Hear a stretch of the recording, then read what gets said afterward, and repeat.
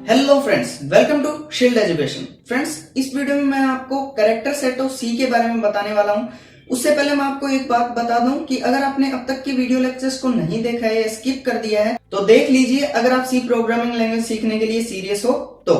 क्योंकि इस वीडियो से सी प्रोग्रामिंग लैंग्वेज का सेकंड पार्ट, एक अलग सेक्शन स्टार्ट होने जा रहा है। अब तक की वीडियो लेक्चर्स में मैंने आपको बेसिक सी चीजें बताई हैं, तो इस वीडियो से अगर आप फोकस होकर नहीं पढ़ोगे या कंटिन्यूसली वीडियोस नहीं देखोगे तो आगे आने वाली वीडियोस आपके लिए और भी कॉम्प्लेक्स होती जाएंगी। तो अब आने वाली वीडियोस को कंटिन्यूसली देखो और अपने फ्रेंड्स के साथ शेयर भी करो ताकि वो भी सी प्रोग्रामिंग लैंग्वेज सीख सकें और डाउट्स को कमेंट करके पूछ सकें। तो चलिए स्टार्ट करते हैं। तो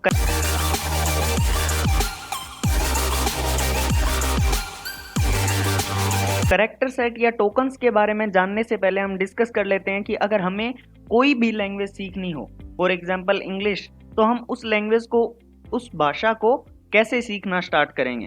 किसी भी लैंग्वेज को सीखने के लिए हमें सबसे पहले उस लैंग्वेज के अल्फाबेट्स को समझना पड़ेगा, उनको सीखना पड़ेगा। लाइक इंग्लिश लैंग्वेज में जो अल्फाबेट्स हम यूज करते हैं वो है capital A to Z and small a to Z। उसके बाद में उन अल्फाबेट्स को मिला करके वर्ड्स बनते हैं, लाइक एप्पल, बॉय। ओके, फिर उन वर्ड्स की हेल्प से हम एक सेंटेंस बनाते हैं कुछ ग्रामेटिक रूल्स को यूज करके, like he is a good boy, she is a beautiful girl, right. फिर अगर बहुत सारे सेंटेंस को हम ऐड कर देते हैं तो एक पैराग्राफ बन जाता है, राइट। उसी तरीके से प्रोग्रामिंग लैंग्वेज को सीखने के लिए हम जिन अल्फाबेट्स का यूज करते हैं उनको कैरेक्टर सेट कहा जाता है। ओके, फिर उन कैरेक्टर सेट की हेल्प से हम वर्ड्स लिखते हैं, मीन्स जिसे प्रोग्रामिंग लैंग्वेज में टोकन कहते हैं। फिर जैसे वर्ड्स का यूज करते हैं सेंटेंसेस लिखने के लिए ग्रामर की हेल्प से, वैसे ही हम टोकन्स का यूज करते हैं इंस्ट्रक्शंस लिखने के लिए सिंटैक्स रूल से। अब सिंटैक्स क्या होता है वो हम आगे देखेंगे। फिर फाइनली उन सी इंस्ट्रक्शंस को कलेक्ट करके एक सी प्रोग्राम लिखा जाता है। ओके, किसी भी प्रोग्रामिंग लैंग्वेज में प्रोग्राम लिखने का फ्लो जो है वो यही रहता है, कैरेक्टर सेट, फिर टोकन्स, इंस्ट्रक्शन और फिर इंस्ट्रक्शन से प्रोग्राम। अभी हम सी प्रोग्राम लिख रहे हैं तो कैरेक्टर सेट ऑफ सी और सी टोकन्स और लास्ट में सी प्रोग्राम का यूज कर रहे हैं। Okay, so I hope character set, tokens, instruction और एक प्रोग्राम किन चीजों से मिलकर बना होता है उसका एक बेसिक आइडिया आपको लग गया होगा। तो आगे से जब भी मैं कैरेक्टर सेट बोलूं तो आप उसका मतलब अल्फाबेट से समझ सकते हैं और वैसे ही टोकन्स का वर्ड से। ओके, सो अब हम डिस्कस कर लेते हैं कैरेक्टर सेट ऑफ सी के बारे में। ऑब्वियसली कोई भी नई प्रोग्रामिंग लैंग्वेज सीखने से पहले हमें उसके कैरेक्टर्स के बारे में पता होना जरूरी है। तो सी के कैरेक्टर सेट को जिन कैटेगरी में डिवाइड किया गया है वो है फर्स्ट लेटर्स, देन डिजिट्स और फिर स्पेशल कैरेक्टर्स। तो सबसे पहले सी में जो लेटर्स यूज करते हैं वो हैं capital A to capital Z and small a to small z। Okay, तो ये 26 हो गए और ये भी 26, तो टोटल हो गए 52। ओके, कैपिटल A और स्मॉल a ये सेम नहीं है। जैसा कि मैंने आपको पहले भी बताया था कि सी एक केस सेंसिटिव लैंग्वेज है, तो यहाँ कैपिटल A और स्मॉल a का मीनिंग जो है वो अलग अलग है। अलग अलग क्यों है? क्योंकि इनकी आस्की वैल्यूज अलग अलग है, इसलिए। ओके, अब आस्की वैल्यूज क्या होती हैं वो हम इसी वीडियो में आगे देखेंगे। फिर आती हैं डिजिट्स। तो सी में हम 0 to 9 डिजिट्स का यूज करते हैं। And the third is special characters. तो सी लैंग्वेज में हम कुछ स्पेशल कैरेक्टर्स का भी यूज करते हैं। तो कौन कौन से स्पेशल कैरेक्टर, कितने स्पेशल कैरेक्टर होते हैं? तो जी इतने स्पेशल कैरेक्टर का यूज हम सी लैंग्वेज में करते हैं। आई होप इन सब का नाम आपको पता होगा। अगर कुछ का नाम ना पता हो तो आप यहाँ से देख सकते हैं, स्क्रीनशॉट लेकर के रख सकते हैं। आपको इन सबको रटना नहीं है, बस थोड़ा ध्यान में रखना है, बाकी इतने डिफिकल्ट नहीं है। ये तीनों टाइप के ब्रैकेट्स हो गए, लेफ्ट राइट, और उसके बाद में लेस देन, ग्रेटर देन का साइन, फिर प्लस, माइनस, फिर number sign, ampersand, percentage, dollar, उसके बाद में semicolon, colon, slash, backslash, question mark, quotation mark. Okay, तो ये मेनली सी लैंग्वेज के कैरेक्टर्स हो चुके हैं, बट इनके अलावा भी कुछ कैरेक्टर्स होते हैं जिनको व्हाइट स्पेसेस कहा जाता है। सी लैंग्वेज को सीखते वक्त व्हाइट स्पेसेस को भी ध्यान में रखना बहुत जरूरी है। अगर आप ऐसे ही किसी सी प्रोग्राम में इनका यूज करोगे कहीं भी तो कंपाइलर इनको इग्नोर कर देगा, इनको एग्जीक्यूट नहीं करेगा। अगर आप व्हाइट स्पेसेस का यूज किसी सी प्रोग्राम में स्ट्रिंग के अंदर करते हैं तो ही इनका कोई मीनिंग है, तो ही कंपाइलर इनको एग्जीक्यूट करेगा। ओके, अब स्ट्रिंग क्या होती है? आप जो प्रिंटफ या स्कैनफ के अंदर डबल कोटेशन में जो स्टेटमेंट लिखते हैं उसको स्ट्रिंग कहा जाता है। ओके, व्हाइट स्पेसेस का यूज मेनली वर्ड्स को सेपरेट करने, उनको अलग अलग करने में किया जाता है, बट आप उनको कैरेक्टर्स, कीवर्ड्स या आइडेंटिफायर के बीच में यूज नहीं कर सकते हो।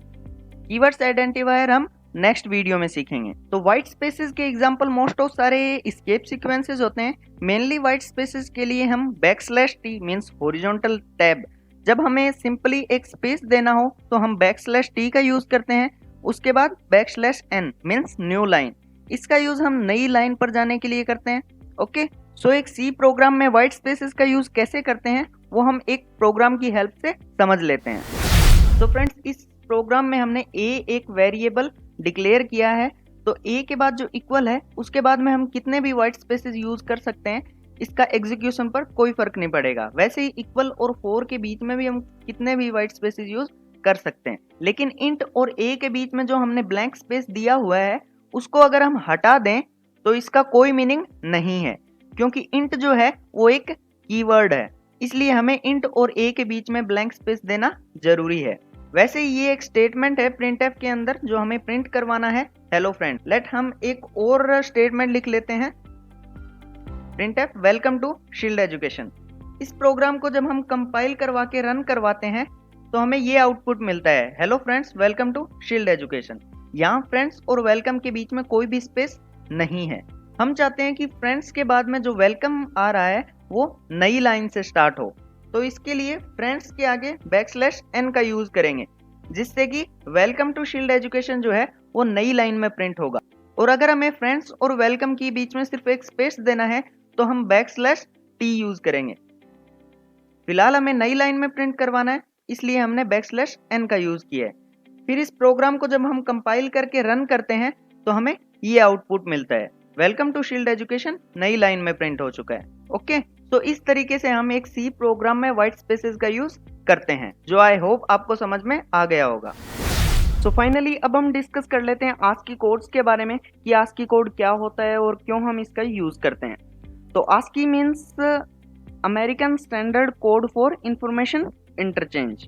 तो ASCII कोड को समझाने के लिए मैं आपको एक एग्जांपल देता हूँ। लाइक आपके सामने दो स्टेटमेंट हैं, first is char x is equal to a and second is char x is equal to 97। Okay, तो अगर आपसे पूछा जाए कि इनमें से कौन सा सही है, तो आई थिंक आप पहले स्टेटमेंट को सही बताओगे।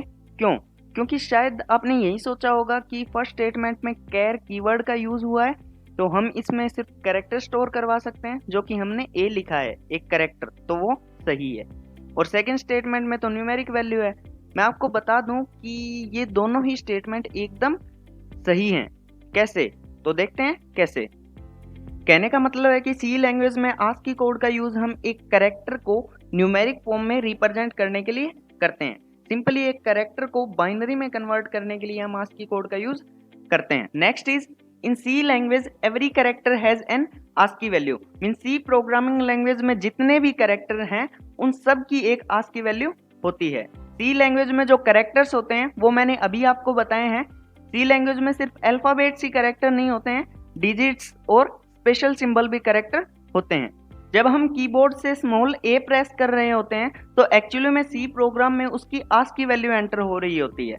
इसलिए लास्ट एग्जांपल में मैंने दोनों स्टेटमेंट को सही बताया था, क्योंकि यहाँ तो आपको न्यूमेरिक वैल्यू दिख रही है 97, पर एक्चुअली में स्मॉल a की ASCII वैल्यू है 97, इसलिए ये स्टेटमेंट सही है। तो अब बात करते हैं कि एक ASCII कैरेक्टर का साइज कितना होता है। तो एक ASCII कैरेक्टर का साइज 1 बाइट होता है, मींस 8 बिट्स। 1 बाइट में 8 बिट्स होते हैं। नाउ नॉर्मली 128 ASCII कोड्स होते हैं, 0 to 127, टोटल 128। ओके, जिनमें सभी अल्फाबेट्स, कैपिटल, स्मॉल और डिजिट्स और स्पेशल सिंबल्स इंक्लूड होते हैं। ओके, बात आती है कि क्या हमें इन सभी ASCII कोड्स को याद रखना पड़ेगा। तो जी हाँ, आपको बिल्कुल याद रखना पड़ेगा अगर आप किसी इंटरव्यू या फिर प्लेसमेंट वगैरह की तैयारी कर रहे हैं तो।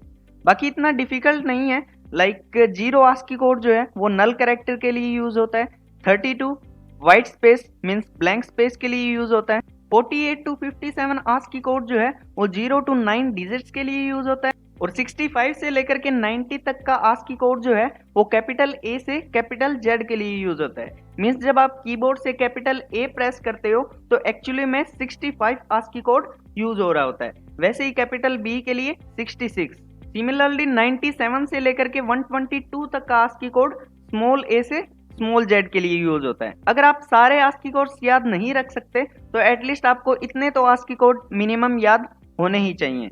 और अगर आपको बाकी के ASCII कोड्स याद करने हैं तो आप यहाँ से देख सकते हैं और याद कर सकते हैं। तो आई होप आपको कैरेक्टर सेट और ASCII कोड अच्छे से समझ में आ गए होंगे। So in last, thanks for watching the video. If you like this video, then press the like button, subscribe the channel and comment on the video if you have any doubt.